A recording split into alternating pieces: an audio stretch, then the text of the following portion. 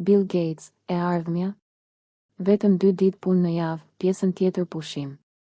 Bill Gates thot se brenda rreth 10 vitesh, inteligjenca artificiale do të marrë përsipër shumicën e gjërave, duke e reduktuar javën e punës në vetëm 2 ditë dhe duke e kthyer pjesën tjetër të javës në kohë të lirë.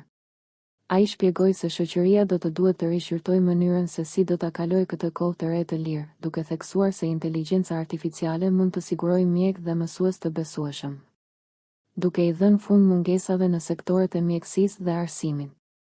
Bill Gates e përshkruan këtë ndryshim si një luks të bollëkut, ku robotët e drejtuar nga inteligjenca artificiale marrin përsipër edhe punët fizike, duke u lënë njerëzve hapësirë për të ndjekur qëllime më të thella dhe për të diskutuar mënyrën se si do të ndahen përfitimet e një fundjave e 5 ditore.